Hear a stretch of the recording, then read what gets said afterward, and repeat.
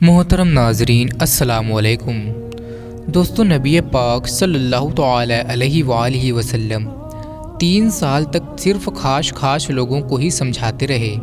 पहले घर वालों को समझाया, जिनसे कुछ लगाव था, उन तक अल्लाह तबारक व तआला का पैगाम पहुंचाया कि अल्लाह के सिवा कोई इबादत के लायक नहीं और मैं अल्लाह का रसूल हूँ।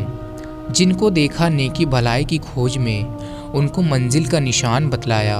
इन कोशिशों में थोड़े से लोग मुसलमान हो गए, जो पहाड़ की किसी घाटी में जमा होते और वहीं पर नमाज़ें पढ़ते, अल्लाह तबारक व तआला की इबादतें किया करते और दीन की बातें करते। कुछ दिनों के बाद अरकम के घर जमा होने लगे, वहीं नमाज पढ़ते, दीन की बातें करते। यह घर सफ़ा पहाड़ की तली में था। आप लोगों को समझाते रहे, अलग अलग एक एक से मिलते, कहते कि इबादत के लायक सिर्फ अल्लाह की ज़ात है। दिल से उसको मानो, ज़बान से उसके मालिक होने का इकरार करो। काफिर हर घड़ी इसी फेर में रहते कि मुसलमानों को कैसे सताएं। बहुत दुख दिया करते, फिर भी जी न भरता। लेकिन दिन धीरे धीरे फैलता रहा, काम आगे बढ़ता चला गया और मुसलमानों लोगों की तादाद 40 हो गई। 40वें हज़रत उमर रज़ी अल्लाह तआला अन्हु थे। उस वक्त अल्लाह का संदेश पहुंचाना आसान न था। मुसलमान होना तमाम लोगों से दुश्मनी मोल लेना था। मक्का बुत पूजने वालों का गढ़ था, काबा के मुजाविरों और मूर्तियों की हिफाजत करने वालों का मरकज़ था। सारा अरब उनकी इज्जत करता था, उनको बहुत मानता था। प्यारे रसूल ने उन लोगों से बातचीत की जिनमें धर्म से कुछ दिलचस्पी पाई, जिन्हें देखा हक की खोज में हैं। औरतों में सबसे पहले बीवी खदीजा और मर्दों में हज़रत अबू बकर सिद्दीक और लड़कों में हज़रत अली और ग़ुलामों में हज़रत ज़ैद बिन हारिस रज़ी अल्लाह तआला अन्हु ने इस्लाम कबूल किया और मुसलमान हो गए। आप अल्लाह तबारक व तआला के दीन अब तक एक एक आदमी के पास अलग अलग पहुंचाते थे। एक दिन आप सफ़ा पहाड़ पर चढ़ गए और वहां से पुकारा कि ऐ गालिब की संतान। लोग दौड़ पड़े, पूछा कि क्या बात है। आपने कहा, तुम लोग मुझे सच्चा समझते हो या झूठा। सब ने एक साथ जवाब दिया कि आप सच्चे हैं, अमानतदार हैं, हम आपको सादिक और अमीन मानते हैं। आपने कहा, देखो मैं ऊंचाई पर हूँ, दूसरी ओर भी देख सकता हूँ। तुम पहाड़ की तली में हो, तुमको दूसरी ओर की कोई खबर नहीं। अगर मैं तुमसे कहूँ कि एक फ़ौज सफ़ा पहाड़ के पीछे तुम्हारी ताक में है, तो तुम यकीन करोगे? सब ने एक साथ बोला कि हाँ, क्यों नहीं, ज़रूर, तुम सच्चे हो, तुम कभी झूठ नहीं बोलते। आपने कहा, तो फिर मैं ही तुमको बताता हूँ कि आने वाले भारी अजाब से डरो। मरने के बाद पूछताछ होगी, मरने के बाद और इस ज़िंदगी में छुटकारे की एक ही राह है। कहो अल्लाह एक है, उसका कोई साझी नहीं, और मुहम्मद सल्लल्लाहु अलैहि वसल्लम उसके बंदे और रसूल हैं। यह पुकार थी या बिजली की कड़क, जिससे अरब की सारी ज़मीन हिल गई। दुश्मन अबू लहब बढ़ा, गुस्से में एकदम आग बबूला हो गया। बोला, क्या तुमने इसलिए हमको यहाँ पुकारा? फिर आप बाज़ार में हक की तरफ बुलाते तो वह मक्कार पीछे चल पड़ते, आप पर पथराव किया करते। इनका पथराव आपकी मुबारक एड़ियाँ घायल कर देता। मुगीरा का बेटा वलीद कुरैश कबीले का एक बड़ा सरदार था। एक दिन लोग उसको घेर बैठे थे। उसने कहा, भाइयों, हज के दिन आ चुके हैं। अरब के कोने कोने से लोग यहाँ पर आएंगे और मुहम्मद सल्लल्लाहु अलैहि वसल्लम को तो तुम जानते ही हो। यह उनमें जाएंगे और अपना दीन फैलाने की कोशिश करेंगे। कोई एक बात तय कर लो, उनको झुठलाने के लिए सब मिलकर वही बात कहेंगे। ऐसा नहीं कि कोई कुछ कहे और कोई कुछ, और उनको झूठा साबित करने के बदले तुम खुद झूठे बन जाओ। लोगों ने कहा, वलीद तुम ही बतलाओ। उसने कहा, नहीं, पहले तुम लोग कोई बात तय कर लो, मैं तुम लोगों की सुनने के बाद कुछ राय दूंगा। एक ने कहा कि हम कहेंगे कि ये काहीन हैं, लोगों की किस्मत अनाप शनाप बतलाते हैं, पैसे लेते हैं। वलीद ने कहा, यह बात नहीं जमेगी, میں نے کہینوں کو دیکھا ہے، وہ منمناتے ہیں جن کے جملوں کا بہت سے مطلب ہوتے ہیں، وہ ٹکڑے ٹکڑے کر کے بولتے ہیں، ان کی بات کا وہ ڈھنگ نہیں ہے۔ دوسرا آئیڈیا دیتے، اسی طرح لوگ کچھ نہ کچھ صلاح دیتے رہے۔ تب ولید نے کہا کہ خدا کی قسم، ان کے کلام میں انوکھی مٹھاس ہے، ان کا کلام ایسے بھاری بھرکم پیڑ کی طرح ہے جس کی جڑیں زمین میں دور دور تک پھیلی ہوں اور جس کی شاخائیں پھلدار ہوں، ان کے آگے تمہاری ایک نہ چلے گی۔ میری سمجھ میں تو آتا ہے کہ تم لوگ کہو کہ یہ جادوگر ہیں، اپنی باتوں سے کافی لوگوں کو بہکا دیتے ہیں۔ یہ بات طے ہو گیا۔ حج کے موقع پر یہ لوگ ہر ایک سے یہی کہتے پھرتے، لیکن حق کی بات کون مان سکتا تھا؟ نتیجہ الٹا ہو چکا تھا۔ آپ کے ایک دوست تھے ضماد بن ثعلبہ، نبی ہونے سے پہلے ان سے بڑی دوستی تھی۔ ان سے لوگوں نے کہا کہ تمہارے دوست کو پاگل پن ہو گیا ہے، ان کا حال معلوم کرو۔ وہ کچھ جھاڑ پھونک کرتے تھے، آپ کے ساتھ آئے، بولے تمہیں کیا ہو گیا ہے، کہو تو کچھ پھونک ڈال دوں۔ آپ نے جواب دیا کہ ساری تعریف اللہ کے لیے ہے، ہم اسی کا گن گاتے ہیں اور اسی سے مدد چاہتے ہیں۔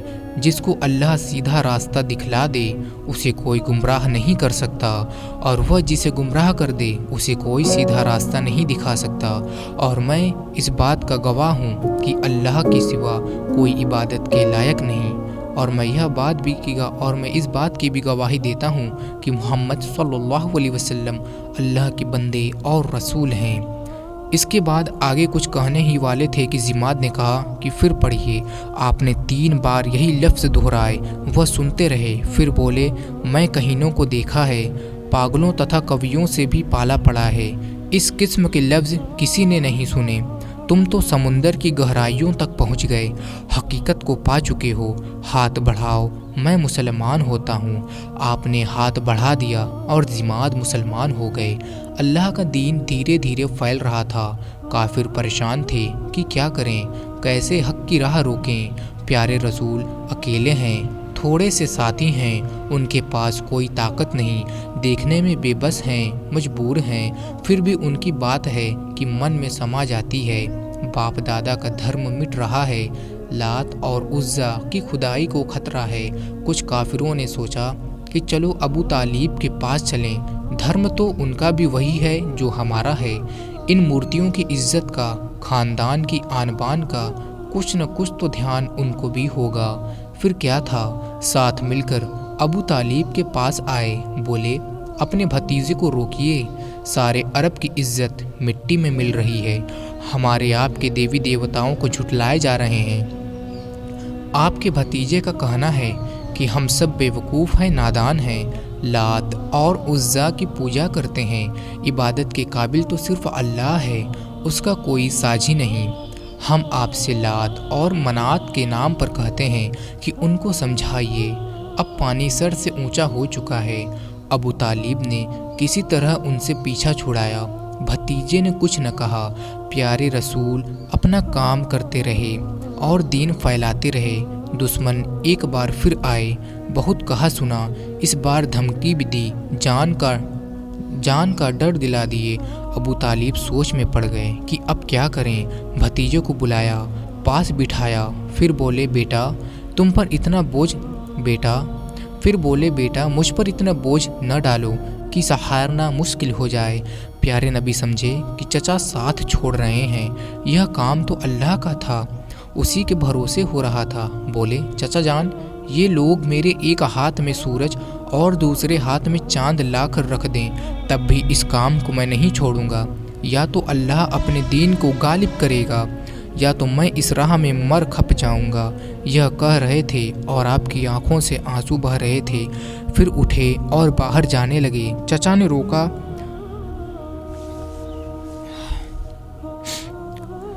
واپس بلایا اور کہا بھتیجے جاؤ، تم اپنا کام جاری رکھو، ابو طالب تمہیں ان ظالموں کے چنگل میں نہیں آنے دے گا۔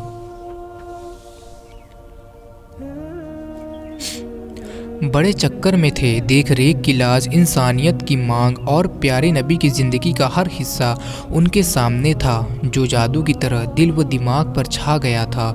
یہ لوگ پھر آئے، اس بار اپنے ساتھ ولید کے بیٹے عمارہ کو بھی لیتے آئے اور ابو طالب سے کہا کہ دیکھیے یہ عمارہ ہے، ولید کا بیٹا، سندر نوجوان، آپ اس کو اپنا بیٹا بنا لیجئے اور اپنے بھتیجے کو ہمارے سپرد کیجئے، وہ ہمارے اور آپ کے دھرم کو جھٹلایا ہے۔ باپ دادا جس راستے پر چلتے رہتے ہیں اس سے سارے قریش ہی نہیں، سارے عرب، ساری دنیا، سب انسانوں کو پھیرنے کی دھن میں ہیں۔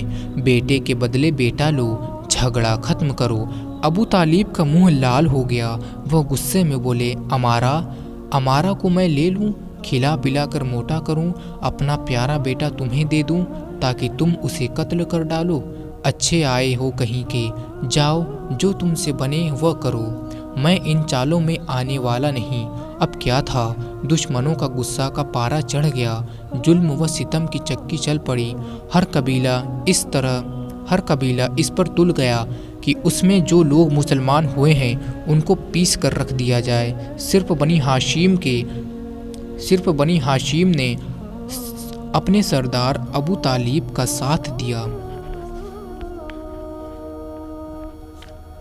تمام لوگ اپنی پوری طاقت کے ساتھ پیارے نبی صلی اللہ تعالی علیہ وسلم کو اور ان کے دین کو روکنے کی ساری کوشش کیا کرتے، مگر وہ ہر بار ناکامیاب ہوتے اور دھیرے دھیرے ساری دنیا میں اسلام پھیلتا چلا گیا۔ سبحان اللہ۔ تو پیارے دوستوں، امید کرتے ہیں کہ آج کا یہ خوبصورت واقعہ آپ کو بیحد پسند آیا ہوگا، اور بھی اچھے اسلامک ویڈیوز اور واقعات سننے اور جاننے کے لیے اس ویڈیو کو بس ایک لائک دے کے ہمارے اسلامک چینل کو سبسکرائب کر کے بیل آئیکن ضرور سے دبا دیجئے، اور کمنٹ میں ایک مرتبہ سبحان اللہ ضرور لکھیے۔ تو ملتے ہیں پھر سے کسی نئی ویڈیو میں، تب تک کے لیے السلام علیکم، اللہ حافظ۔